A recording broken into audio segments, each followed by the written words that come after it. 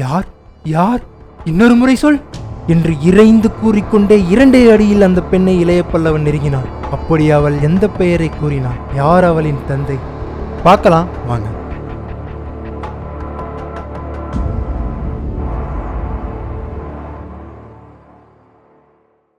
என் தந்தையோட பேரை கேட்கணும்னா அதுக்கு என் கிட்ட வந்து கையை பிடிக்கணும்னு அவசியம் கிடையாது. தயவு செஞ்சு என்ன மன்னிக்கணும்.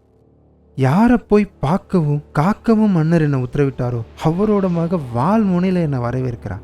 இந்த மாதிரி விந்தைகள்லாம் நான் கதையில தான் கேட்டிருக்கேன். ஆனால் இப்போ தான் முதல் முறையாக நேரில் பார்க்குறேன். அதனால தான் கொஞ்சம் உணர்ச்சி வசப்பட்டு உங்கள் கையை பிடிச்சிட்டேன். என்னை மன்னிச்சிருங்க. நான் யாருன்னு தான் உங்களுக்கு தெரிஞ்சிடுது.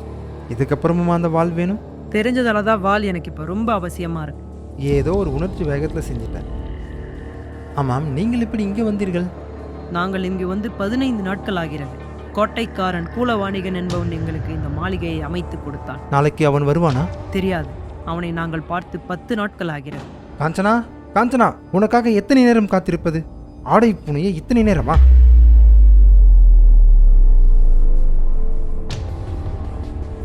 ஆடைப்புனையத்தான் வந்தேன். அப்ப ஏன் புனையல? அதற்குள் இவர் வந்து விட்டார். இவர் வந்து விட்டாரா? முன்பே தெரியுமா உனக்கு? தெரியாது, சற்று முன் தான் அறிந்தேன். அப்படியா? எப்படி வந்தார் இந்த இவர்? சாளரத்தின் வழியாக. ஓ, வீரர்கள் வர சரியான வழிதான் இது. தந்தையே, தவறாக எண்ணுகிறீர்கள். இவர் கலிங்கத்து வீரர்களால் துரத்தப்பட்டார். தப்பி வந்து அறைக்குள் குதித்தார். வீரர்களுக்கு பயந்து பெண்ணிடம் சரணாகதியா? சந்தேகமே இல்லை, சிறந்த வீரன் தான். யோசித்து பேசுங்கள் தந்தையே. இவர் யாரென்று நீங்கள் அறிந்தால். அந்த வாய்ப்பு உனக்கு முதலில் கிடைத்திருக்கிறது, எனக்கு கிடைக்கவில்லை. அந்த வாய்ப்பை உங்களுக்கும் அளிக்கிறேன், பெற்றுக்கொள்ளுங்கள். யாரை நாடி நீங்கள் கலிங்கம் வந்திருக்கிறீர்களோ, யார் துணை கொண்டு சோழவேந்தன் உதவியை நாட கடல் கடந்து இங்கு வந்து தங்கியிருக்கிறீர்களோ, அந்த இளைய பல்லவர் தான் உங்கள் முன்பு நிற்கிறார். அரசகுமாரி, போதும். சைலேந்திர மன்னா, விதியின் விசித்திர கயிறு நம்மை இப்படி பிணைத்திருக்கிறது. விரிவாக பேச இப்பொழுது நேரமில்லை. இதோ இந்த ஓலையை படியுங்கள்.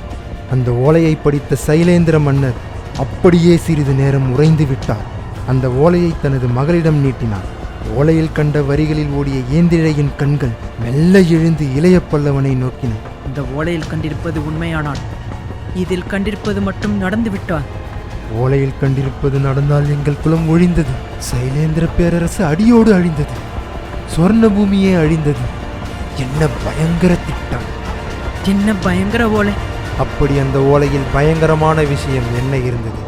அதை அடுத்த அத்தியாயத்தில் பார்க்கலாம். அதுவரை நமது பொம்மை படம் சேனலை சப்ஸ்கிரைப் செய்து காத்திருங்கள். அப்படியே இந்த காணொளியை உங்கள் நண்பர்களுக்கும் பகிருங்கள். அடுத்த அத்தியாயத்தில் பார்க்கலாம். நன்றி.